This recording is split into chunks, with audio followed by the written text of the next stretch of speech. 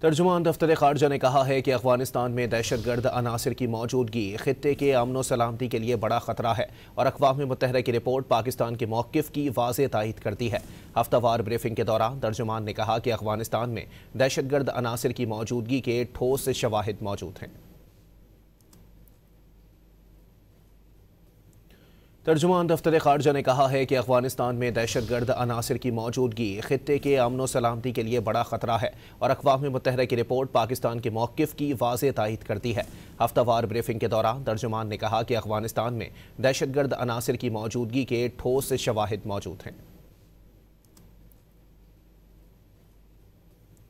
ترجمان دفتر خارجہ نے کہا ہے کہ افغانستان میں دہشت گرد عناصر کی موجودگی خطے کے امن و سلامتی کے لیے بڑا خطرہ ہے اور اقوام متحدہ کی رپورٹ پاکستان کے موقف کی واضح تائید کرتی ہے۔